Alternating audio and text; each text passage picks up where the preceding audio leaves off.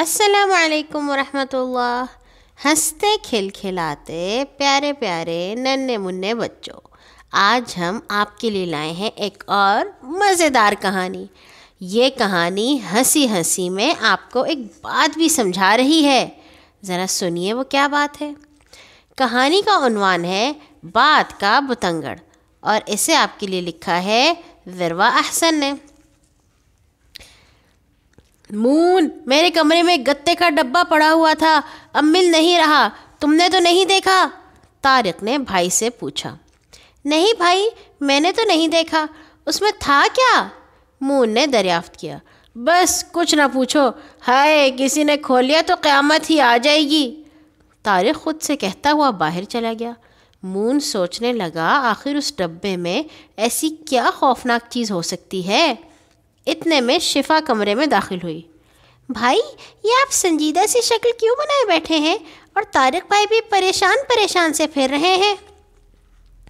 بات ہی کچھ ایسی ہے، مون نے لہجے کو پراسرار بناتے ہوئے کہا۔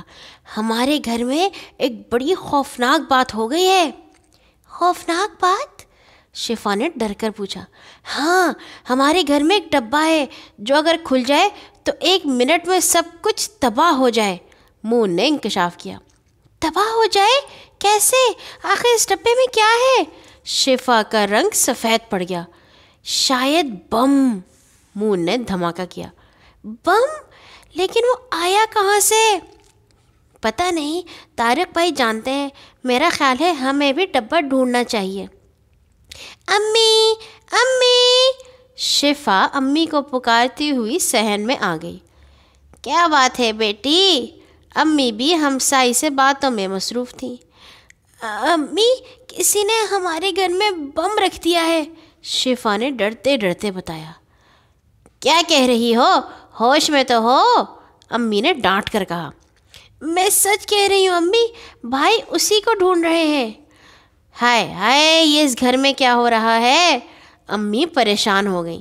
میں تو پہلے ہی کہتی تھی یہ لڑکا جانے کیا گل کھلاتے پھرتا ہے، مگر کبھی تمہارے ابو نے میری بات پر کان بھی نہیں دھرے۔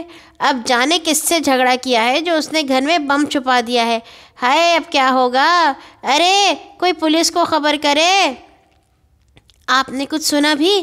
امی گھبرائی ہوئی کمرے میں داخل ہوئی۔ کیا ہوا؟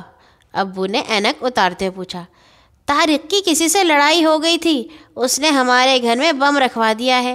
ہائے ہائے، جلدی سے پولیس کو بلائیں، میرا تو دل ہولا جا رہا ہے، یہ لڑکے پتہ نہیں باہر کیا کرتے پھرتے ہیں۔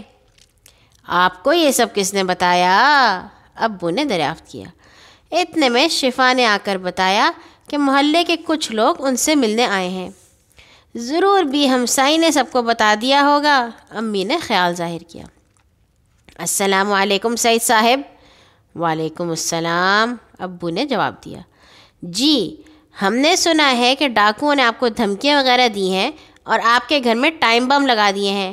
آپ بالکل فکر نہ کریں، ہم سب آپ کے ساتھ ہیں، آپ بس گھر خالی کر دیں۔ ہم نے پولیس کو بھی فون کر دیا ہے، وہ آتے ہی ہوں گے، بم اسکواڈ بھی ساتھ ہوگا۔ ان ڈاکوؤں کمبختوں نے تو جینا حرام کیا ہوا ہے۔ خان صاحب جلدی جلدی بولتے چلے گئے۔ ابو ابھی جواب نہیں دے پائے تھے کہ اندر سے چیخوں کی آواز آئی۔ وہ فوراً اندر کی طرف دوڑے۔ راستے میں شفا ملی۔